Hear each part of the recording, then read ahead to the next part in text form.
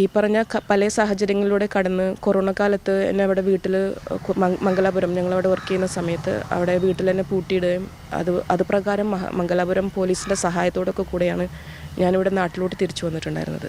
അതുപോലെ torturing അത്രപോലെ torturing ആയിരുന്നു. അവർ രാത്രി വന്നിട്ട് നമ്മളെ സഹായിക്കുകയും ഇതുപോലെ രാവിലെ ഇവിടെ നിന്നും ആ കൊറോണയിൽ ലോക്ക്ഡൗണിൻ്റെ കാലത്തിൽ ബോർഡർ വന്നിട്ട് അത്രയും ബുദ്ധിമുട്ടിയിട്ടൊക്കെയാണ് ഞാൻ തിരിച്ചു വന്നിട്ടുണ്ടായിരുന്നത്. എന്ത് പറഞ്ഞിട്ടാണ് ഈ ഉപദ്രവിക്കുന്നത്? ഫാമിലിയിലുള്ള പ്രശ്നങ്ങൾ, അവരുടെ ഉപ്പാക്ക് എൻ്റെ മേലെ താല്പര്യമില്ലായ്ക, അതേപോലെ സ്വർണം, സ്വത്ത് കുറവ്, ഭംഗി കുറവ്, ഇങ്ങനെയൊക്കെ പറഞ്ഞിട്ട് കുറേ അനുഭവിച്ചിട്ടുണ്ട്. സ്വർണ്ണം കുറവെന്ന് പറഞ്ഞ് എത്ര പവൻ തന്നിട്ടാണ് കെട്ടിച്ചു വിട്ടത്? സാർ 100 പവൻ സ്വർണ്ണം തന്നിട്ടാണ് എന്നെ കല്യാണം കഴിച്ചിട്ടുണ്ടായിരുന്നത്. 2010. ഹായ് ഫ്രണ്ട്സ്, അസ്സലാമു അലൈക്കും. Welcome to my YouTube channel. Thrissur Chavakkad സ്വദേശിയായ ഡോക്ടർ ആയിഷ എന്ന് പറയുന്ന യുവതി സ്വന്തം മകളെയും കൂട്ടി ഭർത്താവിൻ്റെ വീടിന് മുന്നിൽ ഇപ്പോൾ സമരമിരിക്കാൻ തുടങ്ങിയിട്ട് 12 ദിവസമായി. ഇത് ഞെട്ടിക്കുന്ന ഒരു സംഭവം തന്നെയാണ്. കാരണം ഈ യുവതി കല്യാണം കഴിഞ്ഞതിന് ശേഷം 2013 ഇവരുടെ നിക്കാഹ് കഴിയുന്നത്. അതുപോലെ തന്നെ 2015 വിവാഹത്തിൻ്റെ റിസപ്ഷനും കാര്യങ്ങളും എല്ലാം നടന്നത്. അതിനുശേഷം ജോലിയുമായി ബന്ധപ്പെട്ട് ഇവർക്ക് ഖത്തറിലേക്ക് പോകേണ്ടതായിട്ട് വരുന്നു. അങ്ങനെ അവിടെയാണ് അവരുടെ ജോലിയും താമസവും എല്ലാം ഉണ്ടായിരുന്നത്. ആ ഒരു സമയത്താണ് ഭർത്താവിൻ്റെ പേര് അലി അബ്ദുൽ ലത്തീഫ് എന്നാണ്. അദ്ദേഹം മറ്റൊരു യുവതിയെ കല്യാണം കഴിച്ച് ഒപ്പരം താമസിപ്പിച്ച് സുഖമായിട്ട് ജീവിക്കുകയാണ് എന്നുള്ളതാണ്. ഈ യുവതി ഈ കാര്യങ്ങളെല്ലാം അറിയുന്നത് നാട്ടിൽ വന്നതിന് ശേഷമാണ്. അതുമായി ബന്ധപ്പെട്ട് എനിക്കും എൻ്റെ മകൾക്കും നീതി കിട്ടണമെന്ന് ആവശ്യപ്പെട്ടുകൊണ്ട് യുവതി ഇപ്പോൾ ഭർത്താവിൻ്റെ വീടിന് മുമ്പിൽ ഇരിപ്പ് തുടങ്ങിയിട്ട് ഇന്നത്തേക്ക് 12 ദിവസമായി. മഹല്ലോ അല്ലെങ്കിൽ ഇവിടുത്തെ പോലീസോ നിയമ സംവിധാനങ്ങളോ ഇതിൽ കാര്യമായിട്ട് ഇടപെടുന്നില്ല എന്നുള്ളതാണ് യുവതിയുടെ ഒരു പരാതി. ഈ ഒരു കാര്യത്തിൽ യുവതി പറയുന്നത് എൻ്റെ സമ്മതത്തോടു കൂടിയല്ല ഭർത്താവ് കല്യാണം കഴിച്ചത് എന്ന് പറഞ്ഞു വെക്കുന്നുണ്ട്. എൻ്റെ ഒരു ഇളയ ബുദ്ധി വെച്ചുകൊണ്ട് ഞാൻ നിങ്ങളോട് പറയുകയാണ്, ഇസ്ലാമിക നിയമപ്രകാരം, ശരീഅത്തിൻ്റെ നിയമപ്രകാരം ഭർത്താവിന് ഭാര്യയുടെ സമ്മതമില്ലാതെയും കല്യാണം കഴിക്കാൻ വേണ്ടി പറ്റും. പക്ഷേ അതിന് ചില പ്രത്യേക സാഹചര്യങ്ങൾ വളരെ വ്യക്തമായിട്ട് പറയുന്നുണ്ട്. രണ്ടാമത് കല്യാണം കഴിക്കുന്ന കാര്യത്തിലൊക്കെ ഇസ്ലാമിൻ്റെ പവിത്രമായ ചില നിലപാടുകളുണ്ട്. വസ്ത്രം, അതുപോലെ തന്നെ ഭക്ഷണം, താമസം, അതുപോലെ തന്നെ നോട്ടം, ഇതിലെല്ലാം തന്നെ തുല്യത പാലിക്കാൻ നമ്മളെ ഇസ്ലാം വളരെ നിഷ്കർഷിക്കുന്നൊരു മതമാണ് ഇസ്ലാം മതം. അതിലൊക്കെ വളരെ പവിത്രത കാണുന്നൊരു മതമാണ്. ഇതിനെയൊക്കെ പല ആൾക്കാർ പല രൂപത്തിൽ വ്യാഖ്യാനിക്കുന്നത് കണ്ടതുകൊണ്ട് തന്നെയാണ് ഞാൻ ഈ വീഡിയോ റിയാക്ട് ചെയ്യാൻ വേണ്ടി എടുക്കുന്നത്. ബഹുഭാര്യത്വം ഇസ്ലാം അനുവദിക്കുന്നുണ്ട്, അതിന് സാഹചര്യങ്ങൾ പറയുന്നുണ്ട്. ഈ യുവതി എന്ന് പറയുന്നത് ഞാൻ മനസ്സിലാക്കുന്നിടത്തോളം 5 വർഷത്തോളമായിട്ട് ഈ ഭർത്താവുമായിട്ട് പ്രശ്നമുണ്ട്. ആ സമയത്ത് ഖത്തറിലേക്ക് പോയതാണ്. ഇപ്പോൾ 5 വർഷം കഴിഞ്ഞതിന് ശേഷമാണ് തിരിച്ചു വരുന്നത്. ഭർത്താവ് എന്ന് പറയുന്ന മനുഷ്യനും അതുപോലെ തന്നെ വികാരങ്ങളും വിചാരങ്ങളും എല്ലാമുള്ള ഒരു മനുഷ്യനാണ്. അദ്ദേഹത്തിനെ ഒഴിവാക്കിയ മട്ടിലായിരുന്നു എന്നാണ് ഞാൻ മനസ്സിലാക്കുന്നത് ഈ ഒരു കാര്യത്തിൽ. ഏതായാലും യുവതിയുടെ ഭാഗത്ത് ന്യായമുണ്ടെങ്കിൽ തീർച്ചയായിട്ടും അതിനുള്ള നടപടികൾ തീർച്ചയായിട്ടും കാണപ്പെടേണ്ടത് തന്നെയാണ്. പിന്നെ മറ്റൊരു കല്യാണം കഴിക്കുന്ന സമയത്ത് തീർച്ചയായിട്ടും ആ മഹല്ലത്തിൽ നിന്നുള്ള ഒരു ലെറ്റർ പേഡ് ഇല്ലാതെ ഒരിക്കലും കല്യാണം കഴിച്ച് കൊടുക്കുമെന്ന് ഞാൻ വിചാരിക്കുന്നുമില്ല. പക്ഷേ ഇനി എന്തൊക്കെയാണ് സംഭവിച്ചത് എന്ന് യുവതി തന്നെ വളരെ വ്യക്തമായിട്ട് പറയുന്നുണ്ട്. പോകാൻ നമുക്ക് വീഡിയോയിലേക്ക്. അതിന് മുന്നേ ആദ്യമായിട്ടാണ് ഞങ്ങൾ ചാനൽ കാണുന്നതെങ്കിൽ ദയവായി സപ്പോർട്ട് ചെയ്യാനായി ചാനൽ ഒന്ന് സബ് ചെയ്ത ശേഷം കാണാൻ വേണ്ടി ശ്രമിക്കുക. ഇതുപോലുള്ള ഒരുപാട് വീഡിയോകൾ നിങ്ങൾ മുമ്പിലേക്ക് എത്തിക്കുന്നതായിരിക്കും. അതിനെ ആ നോട്ടിഫിക്കേഷൻ കൂടി ഒന്ന് ഓണാക്കി വെക്കുക. അപ്പോൾ ആ വീഡിയോയിലേക്ക് നമുക്ക് യുവതിക്ക് പറയാനുള്ള കാര്യങ്ങൾ ഓരോന്നായിട്ട് നമുക്ക് കേട്ടുവരാം. ഇതിലൊരു സമരത്തിൻ്റെ ആവശ്യമുണ്ട്. കാരണം എൻ്റെ ഭർത്താവ് ഇതിനകത്തൊരു കൃത്യമായ തീരുമാനം എടുക്കുന്നില്ല. അദ്ദേഹത്തിനെ കുറക്കാലമായിട്ട് നമുക്ക് കോൺടാക്ട് ചെയ്യാനും പറ്റുന്നില്ല. ഈ ബന്ധം നിലനിൽക്കെ ശരിക്കും ധാർമ്മികമായിട്ടും ഇസ്ലാമികമായിട്ടും ഇന്ത്യൻ നിയമപ്രകാരവും ഫോളോ ചെയ്യേണ്ട കാര്യങ്ങൾ ഫോളോ ചെയ്യാണ്ടാണ് ഇദ്ദേഹം 2ാം കല്യാണം കഴിച്ചിരിക്കുന്നത്. എൻ്റെ മഹലിൻ്റെ സമ്മതമില്ലാതെയാണ് ഈ കല്യാണം നടന്നിട്ടുള്ളത്. വ്യക്തിപരമായിട്ട് ഞാൻ അറിഞ്ഞിട്ടില്ല, അത് കുഴപ്പമില്ല എന്ന് വിചാരിക്കാം. അതോടൊപ്പം ഇവിടെ നിന്ന് ലെറ്റർ ഇല്ലാതെ മാണിയമ്പലം, പൂവാറ്റുപറമ്പ, കോഴിക്കോട് അവിടുത്തെ മഹല് കമ്മിറ്റിയാണ് ഈ 2ാം വിവാഹം നടത്തി കൊടുത്തിരിക്കുന്നത്. ഇപ്പോൾ ഞാനും എൻ്റെ കുട്ടിയും അത് സംബന്ധിച്ചിട്ടുള്ള കാര്യങ്ങൾ, എൻ്റെ സ്വർണം, ഒരു 100 പവൻ സ്വർണം, 15 ലക്ഷം രൂപ, എൻ്റെ മകളുടെ കാര്യങ്ങൾ ഒന്നും തീരുമാനമാക്കാതെ വേണ്ട രീതിയിലൊരു അച്ചടക്കം പാലിക്കാണ്ട് നമ്മളെ എല്ലാ തരത്തിലും അബാൻഡൻ ചെയ്തിട്ടാണ് ഇദ്ദേഹം ഈ കാര്യം ചെയ്തിരിക്കുന്നത്. ഞാനിവിടെ വന്നിട്ടുണ്ടായിരുന്നു ഇവരുടെ വീട്ടിൽ ഇതിനെ കാര്യം ചൊല്ലി സംസാരിക്കാൻ വേണ്ടി ഒന്ന് സഹായിക്കുക, ഈ കാര്യങ്ങളിൽ തീരുമാനം എടുക്കാനൊക്കെ ഒന്ന് ഇടപെടുമെന്ന് പറഞ്ഞപ്പോൾ ഇവരെന്നെ ആട്ടിയിറക്കുക ചെയ്തിട്ടുണ്ടായിരുന്നത്. പോലീസിനെ കൊണ്ട് പിടിപ്പിക്കുക ചെയ്തിട്ടുണ്ടായിരുന്നത്. അതിനുശേഷം നിയമപരമായിട്ട് എനിക്ക് അനുകൂലമായിട്ടുള്ള ഒരു വിധി തേടി വന്നിട്ട് പോലും എന്നെ ആരും സഹായിക്കുന്നില്ല. കുടുംബം സഹായിക്കുന്നില്ല, മഹല്ല് സഹായിക്കുന്നില്ല, എൻ്റെ മഹല്ല് തന്നെ സഹായിക്കുന്നില്ല. ചോദിക്കട്ടെ, ഇന്ത്യൻ നിയമവ്യവസ്ഥ അനുസരിച്ചാണെങ്കിലും ഇസ്ലാമിക നിയമങ്ങളനുസരിച്ചാണെങ്കിലും ഭർത്താവായ ആണെങ്കിലും അല്ലെങ്കിൽ മറ്റൊരു പുരുഷൻ രണ്ടാമതൊരു വിവാഹം കഴിക്കാൻ നേരത്ത് പാലിക്കേണ്ട ചില നടപടിക്രമങ്ങളുണ്ടല്ലോ, അത് ഈ കാര്യത്തിൽ പാലിക്കപ്പെട്ടിട്ടുണ്ടോ? അത് സംബന്ധിച്ച് മഹല്ലിലാണെങ്കിലും ബന്ധുക്കൾക്കാണെങ്കിലും അതേക്കുറിച്ചുള്ള ആക്ഷേപം ഉന്നയിച്ചപ്പോൾ അവരുടെയൊക്കെ മറുപടി എന്തായിരുന്നു? പരിഹാസം. ഒന്നാമത് ഇദ്ദേഹം ഇതൊക്കെ പാലിക്കാതെയാണ് രണ്ടാം വിവാഹം കഴിച്ചിരിക്കുന്നത്. നാളിതുവരെ എൻ്റെ മകൾക്ക് 1 രൂപ പോലും മെയിൻ്റനൻസ് കൊടുത്തിട്ടില്ല. ഞാനാണ് ആ കുട്ടീനെ 6 വർഷക്കാലമായി നോക്കുന്നത്. കുട്ടീനെ പഠിപ്പിക്കുന്നതും എല്ലാ ചിലവുകളും വഹിക്കുന്നതും ഞാനാണ്. ചെയ്തിട്ടില്ല. സമൂഹം ഒരാൾ എനിക്ക് വളരെ വിഷമം തോന്നുന്നൊരു കാര്യമാണ്. നാട്ടിലാണെങ്കിലും അതെ, സമൂഹമാണെങ്കിലും അതെ, ഇവരുടെ കുടുംബവും അതെ, എല്ലാവരും മൗനത്തിലാണെന്ന് പറഞ്ഞാൽ പോരാ, എല്ലാവരും എന്നെ പരിഹസിക്കുകയാണ്. ഞാനിപ്പോൾ ഒരു സമരത്തിൻ്റെ പാതയിലേക്ക് വന്നത് തന്നെ ഇതൊക്കെ സഹിക്കാൻ വയ്യാതെയാണ്. കഴിഞ്ഞ 12 ദിവസമായിട്ട് ഇവിടെ സമരം ഇരിക്കുന്നത് ഏതെങ്കിലും തരത്തിലുള്ള ഭീഷണിയോ അല്ലെങ്കിൽ അങ്ങനെയുള്ള പ്രശ്നങ്ങളോ വല്ലതും നേരിടുന്നുണ്ടോ? ഈ ഒന്നാമത്തെ കാര്യം, നിങ്ങൾ ഇവിടെ വരുമ്പോൾ ഇവിടെ ഭർത്താവിൻ്റെ ബന്ധുക്കൾ താമസിച്ചിരുന്ന വീടാണ്, അവിടെ ആളുകൾ താമസിക്കുന്നുണ്ട്. നിങ്ങൾ ഈ സമരത്തിന് ഇരുന്നതിന് ശേഷമാണോ ഇവിടെ നിന്ന് ആൾ കൂട്ടിപ്പോയതും മറ്റും? അതെ, തലേദിവസം വരെ ഇവിടെ ആൾക്കാർ താമസിക്കുന്നുണ്ടായിരുന്നു. അത് അവരെ ഓർഡറിൻ്റെ കാര്യം അറിഞ്ഞിട്ട് വീട് പൂട്ടി പോവുകയുണ്ടായത്. ആദ്യത്തെ ദിവസം ഇവിടെ കറണ്ട് ഉണ്ടായിരുന്നു, പിന്നെ അവർ കറണ്ടും വെള്ളവും കട്ടാക്കി. ഒരു ദിവസം ഈ ഗേറ്റും പൂട്ടിയിട്ടുണ്ടായിരുന്നു. സഹകരണമില്ല, മാത്രമല്ല ഭീഷണികൾ ഇപ്പോൾ ഒരുപാടുണ്ട്. അദ്ദേഹത്തിൻ്റെ സഹോദരൻ ഉസ്മാൻ അബ്ദുൽ ലത്തീഫ്, ഇവരുടെ കുഞ്ഞിപ്പമാർ ഇന്നലെ ഇവിടെ പരസ്യമായിട്ട് നിന്നിട്ട് അസഭ്യം വിളിച്ചിട്ടുണ്ടായിരുന്നു. വളരെ മോശപ്പെട്ട. പോലീസിൽ പരാതിപ്പെട്ടിട്ട് എന്തായി? പരാതി ഇന്നലെ കൊണ്ട് കൊടുത്തിട്ടുണ്ട്. അറിയില്ല സാർ, അതൊക്കെ എന്താവുന്നുള്ള അറിയില്ല. പോലീസിൻ്റെ ഭാഗത്തുനിന്നും ഒന്നും ചെയ്യാനില്ല എന്നൊക്കെ പറഞ്ഞിട്ട് അവരെ നമ്മൾ അവഗണിക്കുകയാണ് ഇപ്പം കുറച്ചായിട്ട്. 12 ദിവസമായി. എന്താണ് ഒരു സൊല്യൂഷൻ പ്രതീക്ഷിക്കുന്നത് ഈ കാര്യത്തിൽ? എൻ്റെ അവകാശങ്ങളൊക്കെ തിരിച്ചു തന്ന് എൻ്റെ മകളുടെ കാര്യത്തിൽ ഒരു തീരുമാനമാക്കി, ബന്ധം ഒഴിവാക്കി. അദ്ദേഹം എന്തായാലും ജീവിതമായി മുന്നോട്ട് പോയല്ലോ.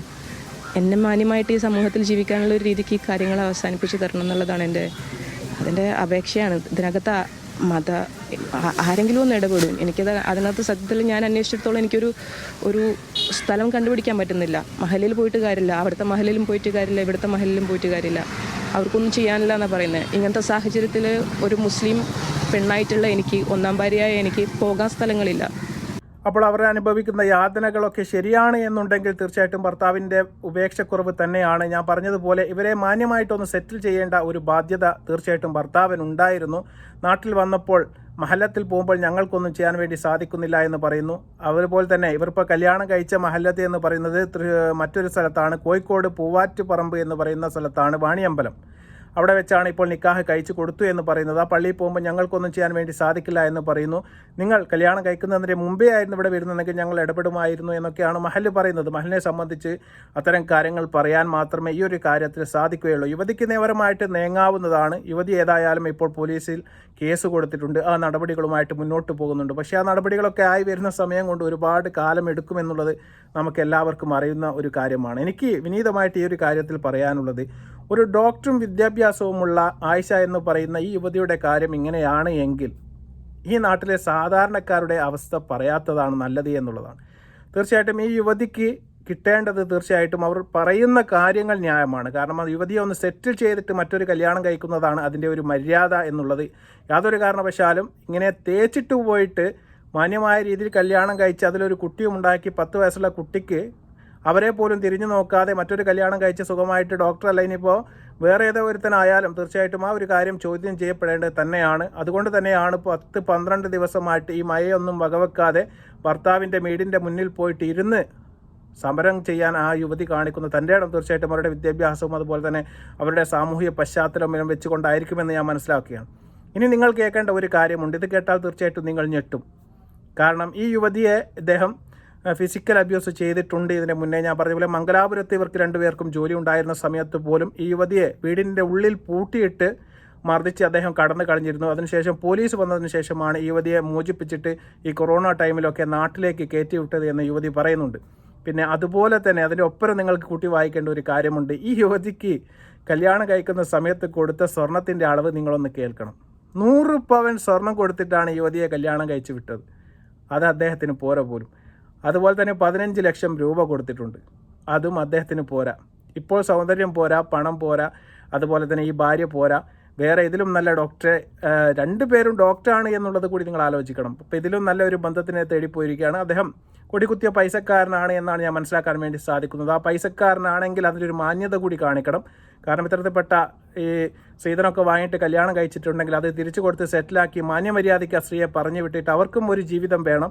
നിങ്ങളേതായാലും നിങ്ങളുടെ ജീവിതം തിരഞ്ഞെടുത്തു. തീർച്ചയായിട്ടും അതിനുള്ള അർഹതയും അവകാശവും നിങ്ങൾക്കുള്ളതുപോലെ തന്നെ ഇനി ജീവിക്കാൻ ആ സഹോദരിക്കും അതുപോലെ തന്നെ നിങ്ങളെ രക്തത്തിൽ പിറന്ന നിങ്ങൾക്ക് കുട്ടിക്കും തീർച്ചയായിട്ടും ഈ ഭൂമിയിൽ ജീവിക്കേണ്ടതായിട്ടുണ്ട്. അതിന് മാന്യമായ പരിഹാരം കാണുകയും ചെയ്യണം എന്നാണ് അലി അബ്ദുൽ ലത്തീഫിനോട് നമുക്ക് പറയാനുള്ളത്. ഏതായാലും ആ യുവതി പറയുന്ന കാര്യങ്ങൾ കൂടി നമുക്ക് കേൾക്കാം. എന്നെ ഫിസിക്കലേക്ക് ഒരുപാട് ബുദ്ധിമുട്ടിച്ചിട്ടുള്ള, അബ്യൂസ് ചെയ്തിട്ടുള്ള ഒരു വ്യക്തിയാണ്. ഞാനൊരു ഫോട്ടോ ഷെയർ ചെയ്യുന്നുണ്ട്.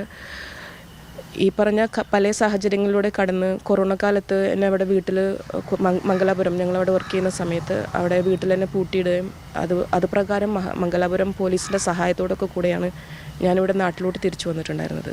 അതുപോലെ ടോർച്ചറിങ് അത്രപോലെ ടോർച്ചറിങ് ആയിരുന്നു. അവർ രാത്രി വന്നിട്ട് നമ്മളെ സഹായിക്കുകയും ഇതുപോലെ രാവിലെ ഇവിടെ നിന്നും ആ കൊറോണയിൽ ലോക്ക്ഡൗണിൻ്റെ കാലത്തിൽ ബോർഡർ വന്നിട്ട് അത്രയും ബുദ്ധിമുട്ടിയിട്ടൊക്കെയാണ് ഞാൻ തിരിച്ചു വന്നിട്ടുണ്ടായിരുന്നത്. എന്ത് പറഞ്ഞിട്ടാണ് ഈ ഉപദ്രവിക്കുന്നത്? ഫാമിലിയിലുള്ള പ്രശ്നങ്ങൾ, അവരുടെ ഉപ്പാക്ക് എൻ്റെ മേലെ താല്പര്യമില്ലായ്ക, അതേപോലെ സ്വർണം, സ്വത്ത് കുറവ്, ഭംഗി കുറവ്, ഇങ്ങനെയൊക്കെ പറഞ്ഞിട്ട് കുറേ അനുഭവിച്ചിട്ടുണ്ട്. സ്വർണ്ണം കുറവെന്ന് പറഞ്ഞ് എത്ര പവൻ തന്നിട്ടാണ് കെട്ടിച്ചു വിട്ടത്? സാർ 100 പവൻ സ്വർണ്ണം തന്നിട്ടാണ് എന്നെ കല്യാണം കഴിച്ചിട്ടുണ്ടായിരുന്നത്. 2013. അതെ, 2013 നിക്കാഹ്, 2015 റിസപ്ഷൻ. അന്ന് പ്രോപ്പർ ഫംഗ്ഷനായിട്ട് ഒരു 100 പവൻ സ്വർണ്ണം, അതേപോലെ പല തവണകളായിട്ട് കുറച്ച് കാശും ഒക്കെ അദ്ദേഹം കൈപ്പറ്റിയിട്ടുണ്ട് നമ്മളെടുത്ത് നിന്ന്. ഇപ്പോൾ അതൊന്നും തിരികെ തരാതെ മകളുടെ കാര്യത്തിൽ ഒരു കാര്യവും ചെയ്യാണ്ട് നാളിതുവരെ 1 രൂപ പോലും മെയിൻ്റനൻസ് തന്നിട്ടില്ല. മോളെ ഞാൻ സ്വന്തമാണ് വളർത്തുന്നത്. അപ്പോൾ ഇതൊക്കെ തരാതെയാണ് ഇദ്ദേഹം ഈ ബന്ധം നിലനിൽക്കെ വേറെ കല്യാണം കഴിച്ചിട്ടിപ്പം ജീവിതവുമായിട്ട് മുന്നോട്ട് പോയിട്ടുള്ളത്. ഞാൻ മനസ്സിലാക്കിയത് അവിടെ ആനക്കുഴിക്കര മാണിയമ്പലം എന്ന് പറഞ്ഞിട്ട് പൂവാറ്റുപുറമ്പാന്നാണ് സ്ഥലത്തിൻ്റെ പേര്. അവിടെയുള്ള ഒരു മഹലാണ് അവരുടെ കല്യാണം നടത്തി കൊടുത്തിരിക്കുന്നത്. അപ്പോൾ ഞാൻ പറഞ്ഞതുപോലെ ഈ ശ്രീധരത്തിൻ്റെ കാര്യമെല്ലാം കേട്ടപ്പോൾ തീർച്ചയായിട്ടും വലിയൊരു ഞെട്ടലുണ്ടാക്കി എന്നുള്ളതാണ്. 100 പവനൊക്കെ ഇന്നത്തെ കാലത്ത് നിങ്ങൾക്കറിയാം എത്ര, ഒരു പവൻ 1 ലക്ഷത്തിൻ്റെ മുകളിലാണ് ഇന്നത്തെ ഒരു മാർക്കറ്റ് വാല്യൂ എന്ന് പറയുന്നത്. അതും മുക്കിയിട്ട് എല്ലാം തേച്ചിട്ട് അവളെയും തേച്ച് കൊണ്ടിട്ട് മറ്റൊരു യുവതിയോടൊപ്പം സുഖമായിട്ട് അങ്ങോട്ട് ജീവിച്ചു പോവുക എന്ന് പറയുന്നത് വളരെ മോശകരമായ കാര്യമാണ്. ഞാൻ പറഞ്ഞതുപോലെ ഇസ്ലാമിൽ 2 ഭാര്യയെ കല്യാണം കഴിച്ചിട്ടുണ്ട് എങ്കിൽ തുല്യത പാലിക്കാൻ വേണ്ടി പറയുന്നുണ്ട്. ഒരു ദിവസം ആദ്യ ഭാര്യ ഇവിടെ നിൽക്കുകയാണെങ്കിൽ രണ്ടാമത്തെ ദിവസം രണ്ടാമത്തെ ഭാര്യ ഇവിടെ നിൽക്കണം. ഇനി അതുമല്ല എങ്കിൽ 1, 2, 3 ദിവസം തുടർച്ചയായിട്ട് ആദ്യ ഭാര്യത്തെ കൂടെ നിൽക്കാം. പക്ഷേ അതിൽ കൂടുതൽ നിൽക്കണമെന്നുണ്ടെങ്കിൽ തീർച്ചയായിട്ടും നിങ്ങൾക്ക് രണ്ടാമതൊരു ഭാര്യയെ നിങ്ങൾ മൊയ് ചൊല്ലിയിട്ടില്ല എങ്കിൽ ആ ഭാര്യയുടെ സമ്മതം നിർബന്ധമാണ് എന്ന് പറയുന്ന മതമാണ് ഇസ്ലാം മതം. അത്രമാത്രം ഈ 2ാം വിവാഹത്തിൽ തീർച്ചയായിട്ടും കൃത്യമായ നിലപാടുകളുള്ള, ഒരു പവിത്രമായ നിലപാടുകളുള്ള ഒരു മതമാണ് ഇസ്ലാം മതം എന്നാണ് ഞാൻ മനസ്സിലാക്കുന്നത്. അദ്ദേഹം ഈ സഹോദരിയെ മൊയ് ചൊല്ലിയിട്ടില്ല എങ്കിൽ തീർച്ചയായിട്ടും ചെയ്യുന്നത് അങ്ങേ അറ്റത്തെ വൃത്തികേടാണ്, മോശത്തരമാണ്, വഷളത്തരമാണ് എന്ന് ഞാൻ വളരെ വ്യക്തമായിട്ട് പറയാൻ ആഗ്രഹിക്കുകയാണ്. ഇനി അദ്ദേഹത്തിൻ്റെ ജ്യേഷ്ഠൻ അല്ലെങ്കിൽ അദ്ദേഹത്തിൻ്റെ ഉപ്പയുടെ ഉപ്പ ഈ ഒരു കാര്യത്തിൽ വളരെ വ്യക്തമായിട്ട് കാര്യങ്ങൾ പറയുന്നുണ്ട്. എന്താണ് സംഭവിച്ചത് എന്ന് അദ്ദേഹത്തിൻ്റെ ഒരു വാക്ക് കൂടി തീർച്ചയായിട്ടും ഇതിൽ ചേർക്കണമെന്ന് എനിക്ക് തോന്നി. നമുക്ക് അതുകൂടി കാണാം. എന്തൊക്കെയാണ് ഈ പറയുന്നത്?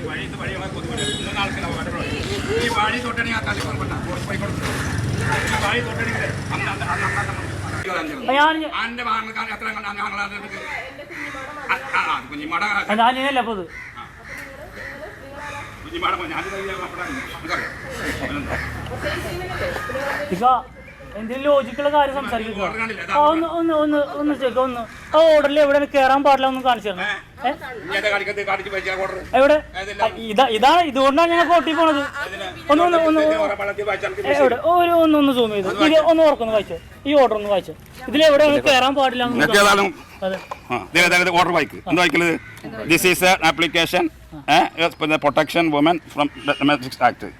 Here perused I am satisfied prime ഇതാണ് ഫേസി ആൻഡ് പിന്നെ ഡൊമസ്റ്റിക് വയലൻസ് ഹാസ് ഒക്കോർഡ്.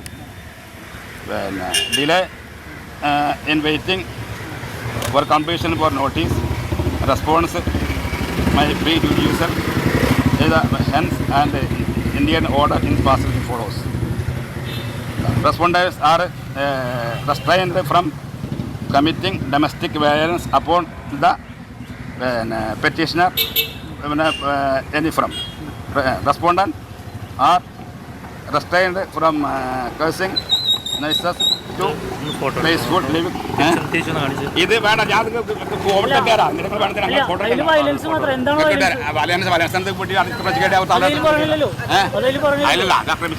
കോടതി പറഞ്ഞില്ലേ? അല്ല, അങ്ങനെ പൂട്ടി പോ. ഇനി നിങ്ങൾ തന്നെ പറയും. എൻ്റെ അടുത്ത വീട്ടിൽ കയറി താമസിച്ചോളാനും ആണ് പറഞ്ഞിട്ടുണ്ടായിരുന്നത്. ഇന്നലെ മജിസ്ട്രേറ്റും അത് തന്നെയാണ് സംസാരിച്ചത്. ഇവരുടെ അടുത്ത് ചോദിച്ചിരുന്നു അങ്ങനെ താമസിക്കാൻ റെഡിയാണോ എന്ന് ചോദിച്ച സമയത്ത് ഇവരെന്താ പറയുന്നത് വെച്ചാൽ അവർക്ക് സമ്മതമല്ല എന്നുള്ളതാണ്. പറയുന്നതൊക്കെ എന്താണ് ഇവരെന്താണ് ഇവർ പറയുന്നത്? ഈ ഇപ്പം ഞാനല്ല പറയണത്, കോടതി നടക്കുന്ന കേസാണ്. അത് ഞങ്ങൾക്ക് ഒരൊറ്റ ഇഷ്ടം സംസാരിക്കാറില്ല. ഞങ്ങൾ ഈ വീട് തടസ്സപ്പെടുത്തിയതിന് മാത്രമേ പറയാനുള്ളത്. ഞങ്ങൾ പറഞ്ഞു കഴിഞ്ഞു ഞങ്ങൾക്ക് വേറെ ഒന്നും പറയണ്ട. ഇതൊക്കെ ബാറ്റിയൊക്കെ കോടതിയിലാണ് സംസാരിക്കുന്നത്. കോടതി നടക്കും എന്നാണ് സംശയങ്ങൾ. അതിൻ്റെ ചെക്കൻ്റെ ഭർത്താവ് എന്ന ആൾ ഇവിടെ ഇല്ല, അതിൻ്റെ കുടുംബത്തിൻ്റെ വർഷങ്ങൾ ആരും ഇവിടെ ഇല്ല. ഇവിടെ വീട്ടിൽ വന്നിട്ട് ശല്യപ്പെടുത്തുക, ഞങ്ങളെ ഇതിൻ്റെ ഹാപ്പി ഞങ്ങൾ വീട്ടിൽ ശല്യപ്പെടുത്തുക, ഈ ഗേറ്റ് അടക്കുക, വന്നിടുക. ഇത് വന്നിട്ട് ഒരാഴ്ച കൂടുതലായി ഇങ്ങനെ ശല്യപ്പെടുത്തുന്നു അല്ല. അപ്പോൾ നിങ്ങൾ സത്യങ്ങൾ നിങ്ങൾക്ക് ന്യൂസ് അങ്ങ് കൊടുത്ത നിങ്ങൾ വിളിച്ച് വരുത്തിയ എക്സ്പെൻസ് ഒന്ന് വിളിച്ച് വരുത്തതും അപ്പോൾ നിങ്ങൾ അപ്പോൾ ഞങ്ങളെ വിഷയം എന്താ, ഞങ്ങൾക്ക് ഇതിൻ്റെ വിഷയം ഇടപാടില്ല. ഇതൊക്കെ കോടതിയാണ് നമ്മൾ ചിന്തിക്കണില്ല. അതൊക്കെ അവർ കോടതിയാണ്, അതൊക്കെ അവർക്ക് അറിയാം, എല്ലാ വിഷയം അറിയാം. ഒന്നും കോടതിയുടെ കാര്യമല്ല ഞാൻ പറഞ്ഞത്. കുറിച്ച് നമുക്ക് പറയാനില്ല. അത് അവർ നിയമ നടപടികൾ അവർ സ്വീകരിക്കും. താങ്കളുടെ ചേട്ടന്റെ മകനാണ്, അതെല്ലാം ശരി. അതെ, ശരിയല്ല എന്നല്ല ശരി. കോടതി അത് ശരിയല്ലാണ്ടാണ് ഈ കുടുംബം അംഗീകരിക്കാതെയും മറ്റാണ് അവർ കല്യാണം കഴിച്ചത്. അത് ആ ശരി അവർ ചോദിക്കുക. അതല്ല കോടതി ചോദ്യം ചെയ്യണം. എല്ലാവരുടെയും കാണുകയല്ലേ കല്യാണം? എല്ലാ കാര്യത്തിനും കോടതിയാണ്.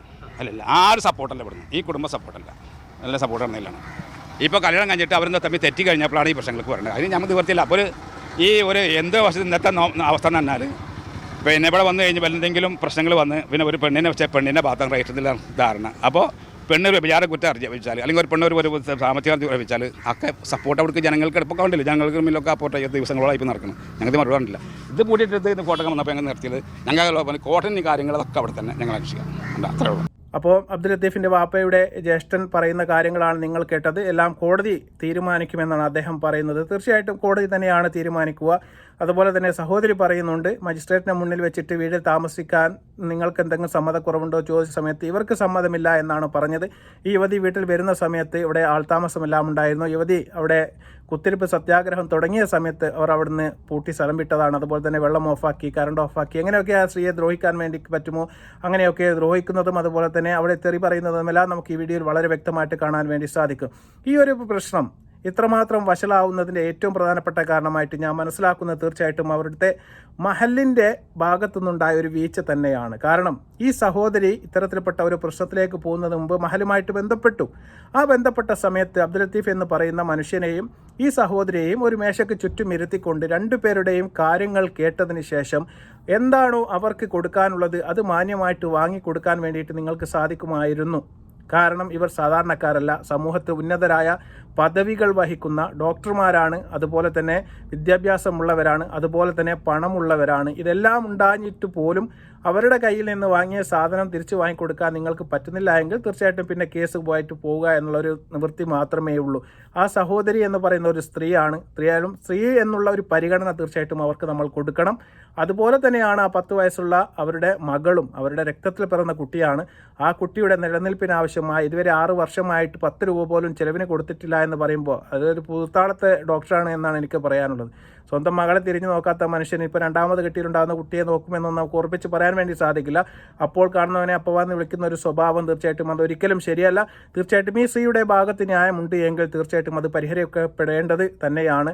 സോഷ്യൽ മീഡിയയിലേക്കും അതുപോലെ തന്നെ ഇത്തരം മീഡിയകളിലേക്കും വാർത്തകളൊക്കെ വന്ന് മോശമായ ഒരു വാർത്ത എന്ന് മാത്രമേ എനിക്കിതിനെക്കുറിച്ച് പറയാനുള്ളൂ. ഇത് വഷളാക്കുന്നതിന് ഏറ്റവും പ്രധാനപ്പെട്ട പങ്ക് വഹിക്കുന്നത് ആ നാട്ടിലെ ഞാൻ പറഞ്ഞതുപോലെ മഹല്ല് നിവാസികൾ അടക്കമുള്ള ആൾക്കാരിൽ പങ്കാളികളാണ്. തീർച്ചയായിട്ടും ഇതൊരു മേശയ്ക്ക് ചുറ്റും ഇരുത്തിയിട്ട് രണ്ടുപേരുടെയും ഭാഗം കേട്ടതിന് ശേഷം ശരിയോ എന്താണോ അതിൻ്റെ പക്ഷത്ത് നിന്നുകൊണ്ട് അവരുടെ തീരുമാനമെടുത്ത് ഇത് പരിഹരിക്കുന്നതിന് പകരം പോയിക്കോ അല്ലെങ്കിൽ കേസുമായിട്ട് പോയിക്കോ ഞങ്ങൾക്കൊന്നും ചെയ്യാൻ കഴിയില്ല എന്ന് പറയുന്നത് ഒരിക്കലും ഒരു നിരുത്തരവാദിത്വപരമായ ഒരു പരിപാടിയായിപ്പോയി. അതുകൊണ്ട് തന്നെ ആയിരിക്കണം ഈ സഹോദരി എന്ന് പറയുന്നത് ഒരു ഡോക്ടറാണ്, പറഞ്ഞാൽ കേൾക്കാത്ത ഒരാളൊന്നുമല്ല, വിദ്യാഭ്യാസമുള്ള ആളാണ്.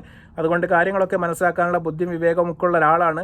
അതുകൊണ്ട് തീർച്ചയായിട്ടും എത്രയും പെട്ടെന്ന് ഈ ഒരു കാര്യത്തിൽ ഇടപെട്ടുകൊണ്ട് ആ നാട്ടിലെ നല്ലവരായ മഹല്ല് നിവാസികൾ അടക്കമുള്ള ആൾക്കാർ ഇടപെട്ടുകൊണ്ട് ആ സഹോദരിക്ക് മാന്യമായി ജീവിക്കാനുള്ള ഒരു ത്വര തീർച്ചയായിട്ടും ഉണ്ടാക്കി കൊടുക്കണം. അവർക്ക് താമസിക്കാനുള്ള വീട് തീർച്ചയായിട്ടും അത് അവർക്ക് കൂടി അവകാശപ്പെട്ടത് തന്നെയാണ്.